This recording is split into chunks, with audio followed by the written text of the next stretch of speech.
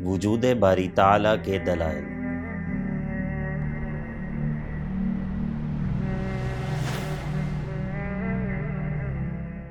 بسم اللہ، الحمد للہ، والصلاة والسلام علی رسول اللہ وعلی آلہ وصحبہ ومن والاه۔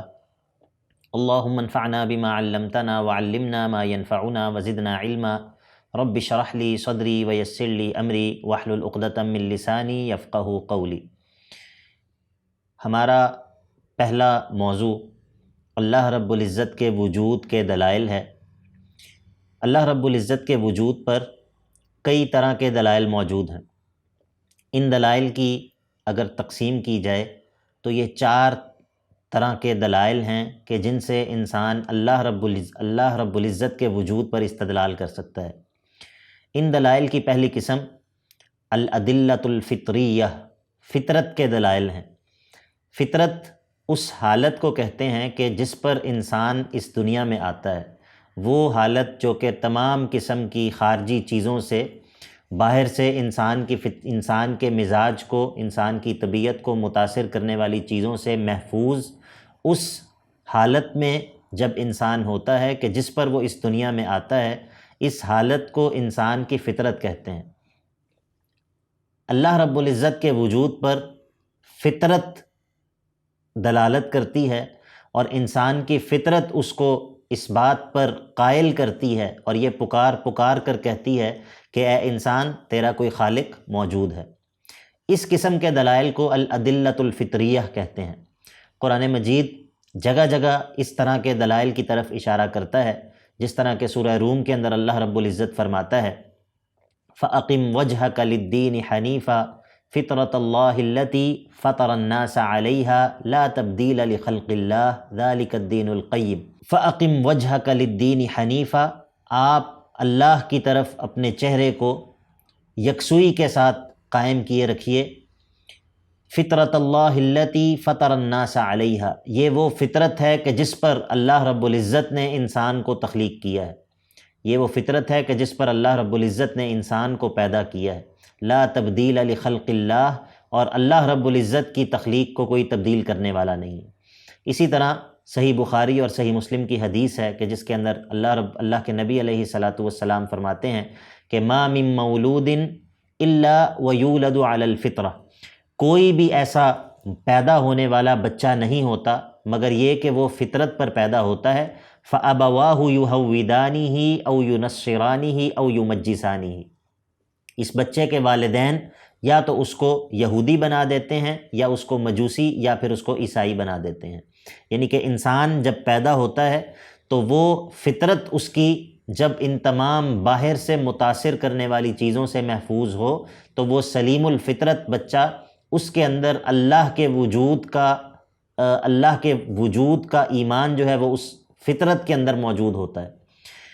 قرآن مجید میں کئی جگہوں پہ اس فطرت کے دلائل اور ان فطرت کے دلائل کی طرف جو ہے وہ اشارہ موجود ہے، جس طرح کہ اللہ رب العزت تذکرہ کرتا ہے کہ انبیاء نے اپنی قوم کو مخاطب کر کے کہا کہ افی اللہ شک، کہ کیا اللہ کے بارے میں تمہیں شک ہے؟ یعنی کہ وہ ایک نئے سرے سے اللہ رب العزت کے وجود کو اسٹیبلش کرنے اور ثابت کرنے کا طریقہ اختیار نہیں کیا، بلکہ ان مخالفین کے اور منکرین جو کہ اللہ کا انکار کرنے والے لوگ ہیں، ان کے اندر موجود ان کی فطرت کو جو ہے وہ خطاب کیا اور کہا کہ کیا اللہ کے وجود میں بھی شک ہو سکتا ہے؟ اس قسم کے دلائل کو الادلۃ الفطریہ کہتے ہیں۔ اسی طرح بعض الادلۃ الشرعیہ ہوتے ہیں کہ جن کو ہم شرعی دلائل کہتے ہیں۔ مثال کے طور پہ اللہ رب العزت کے بھیجے ہوئے تمام کے تمام انبیاء، ان کی نبوت کی صداقت جن دلائل سے ثابت ہوتی ہے، جب یہ بات طے ہو جائے کہ یہ انبیاء جن کی زندگی صاف شفاف ہے، جن کا کردار بالکل پاک ہے، جو اپنے قول اور عمل کے بالکل پکے لوگ ہیں، یہ تمام کے تمام لوگ جب متفق ہیں اس بات پر کہ ہمیں اللہ رب العزت نے بھیجا ہے، تو جب ان کی نبوت سچی ثابت ہو جائے تو اس سے خود بخود اللہ رب العزت کا وجود بھی ثابت ہو جاتا ہے۔ اسی طرح اللہ رب العزت کی اتاری ہوئی کتابیں، وہ بھی اللہ رب العزت کے وجود پر دلیل ہیں۔ اور خود ان کتابوں کے اندر ایسے دلائل موجود ہیں جن کے ذریعے انسان اس نتیجے پر جا پہنچتا ہے کہ واقعی ان کتابوں کو نازل کرنے والا اللہ رب العزت ہی ہے۔ اسی طرح دلائل کی ایک بڑی اہم قسم وہ الادلۃ العقلیہ ہیں، عقلی دلائل کہ جو کہ اللہ رب العزت کے وجود پر جو ہے وہ دلالت کرتے ہیں۔ ان عقلی دلائل میں ایک بہت بڑی دلیل، اس کو دلیل الخلق والایجاد کہا جاتا ہے، یعنی کہ جب انسان اس تمام کائنات کی طرف دیکھتا ہے اور اپنے ارد گرد تمام مخلوقات کی طرف دیکھتا ہے تو وہ اس نتیجے پر پہنچتا ہے کہ یہ تمام چیزیں عدم سے وجود میں آئی ہیں۔ خود انسان پہلے موجود نہیں تھا اور عدم سے وہ وجود میں آیا، اور اس کے سامنے روز بہت ساری چیزیں عدم سے وجود میں آتی ہیں۔ اللہ رب العزت ان کو زندگی بخشتا ہے اور پھر وہ اپنا وقت مقرر کر کے فنا ہو جاتی ہیں اور ختم ہو جاتی ہیں۔ تو انسان جب یہ دیکھے کہ کوئی چیز عدم سے وجود میں آ رہی ہے تو خود بخود اس کا دل اور اس کی عقل جو ہے وہ اس بات کا فیصلہ کرتی ہے کہ یقیناً اس چیز کو عدم سے وجود بخشنے والی کوئی ذات موجود ہے۔ قرآن مجید بھی ان دلائل کی طرف اشارہ کرتا ہے، جس طرح کہ اللہ رب العزت قرآن مجید میں فرماتا ہے ام خلقوا من غیر شیء ام هم الخالقون، کیا یہ لوگ بغیر کسی پیدا کرنے والے کے پیدا ہو گئے ہیں؟ کیا عقلی طور پر یہ ممکن ہے کہ کوئی چیز عدم سے وجود میں آ جائے اور اس کو عدم سے وجود میں لانے والی کوئی ذات موجود نہ ہو؟ کیا تمہاری عقل اس کو تسلیم کرتی ہے؟ تو ظاہر ہے کہ اس کا جواب ہے کہ نہیں۔ ام هم الخالقون، تو کیا دوسری صورت یہ ہے کہ کیا انہوں نے خود اپنے آپ کو تخلیق کیا ہے؟ تو ظاہر ہے کہ انسان اس بات کو تسلیم نہیں کر سکتا، عقل اس بات کا انکار کرتی ہے۔ پہلی صورت بھی ناممکن ہے، عقلی طور پر محال ہے، اور دوسری صورت بھی عقلی طور پر ناممکن ہے۔ تو پھر تیسری صورت کیا ہے؟ وہ یہ ہے کہ یقیناً انسان کو عدم سے وجود میں بخشنے والی کوئی ذات موجود ہے۔ اس کو دلیل الخلق والایجاد کہتے ہیں۔ اسی طرح عقلی دلائل میں سے ایک بڑی دلیل وہ دلیل الاحکام والاتقان ہے، یعنی کہ اس کائنات میں انسان جب نظر دوڑاتا ہے تو وہ یہ دیکھتا ہے کہ یہ کائنات انتہائی منظم قوانین کے مطابق چل رہی ہے، انتہائی مرتب انداز سے چل رہی ہے۔ تو یہ کیسے ہو سکتا ہے کہ کوئی چیز اچانک سے وجود میں آ جائے، خود بخود وجود میں آ جائے؟ یہ بھی ممکن نہیں، اور پھر وہ وجود ایسا مرتب اور منظم ہو، ایسے باریک قوانین کے مطابق جو ہے وہ چل رہا ہو۔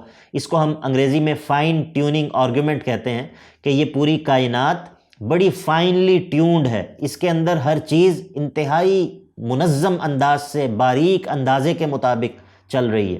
تو یہ ثابت ہوتا ہے کہ یقیناً اس کائنات کو تخلیق کرنے والی کوئی ذات ہے، اور اس سے بڑھ کر وہ ذات بہت زبردست صفات کی حامل ہے۔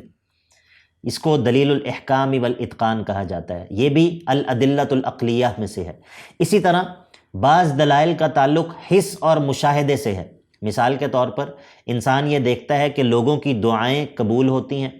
انسان اپنے ارد گرد اللہ رب العزت کی تخلیق کے بہت سارے ایسے مظاہر دیکھتا ہے، انسان ان کا مشاہدہ کرتا ہے، ان مشاہدوں کے ذریعے اور حواس سے جن چیزوں کو وہ محسوس کرتا اور سنتا ہے ان کے ذریعے وہ اللہ رب العزت کے وجود پر استدلال کرتا ہے۔ دلائل کی یہ چاروں قسمیں قرآن مجید مختلف انداز سے ان چاروں قسم کے دلائل کو ذکر کرتا ہے۔ کسی جگہ پر وہ انسان کو اس کے ارد گرد پھیلی ہوئی اپنی نشانیوں کی طرف متوجہ کرتا ہے کہ وہ ان نشانیوں کو دیکھے اور وہ یہ سوچے کہ یہ چیزیں عدم سے وجود میں کیسے آئی ہیں، وہ یہ سوچے کہ ان چیزوں کو اتنے زبردست انداز سے کس نے تخلیق کیا ہے۔ اسی طرح قرآن مجید انسان کی فطرت کو خطاب کرتا ہے، اس کی فطرت کو جگانے کی کوشش کرتا ہے۔ اسی طرح قرآن مجید سابقہ انبیاء کے قصوں کو ذکر کرتا ہے، اپنے فرما بردار لوگوں کے انجام کو ذکر کرتا ہے، اپنے نافرمان لوگوں کے انجام کو ذکر کرتا ہے۔ تو قرآن مجید ان تمام قسم کے دلائل پر مشتمل ہے۔ قرآن مجید کے اندر اللہ رب العزت کے وجود پر عقلی دلائل بھی موجود ہیں، حسی اور مشاہداتی دلائل بھی موجود ہیں، اور شرعی دلائل بھی موجود ہیں، اور فطری دلائل بھی موجود ہیں۔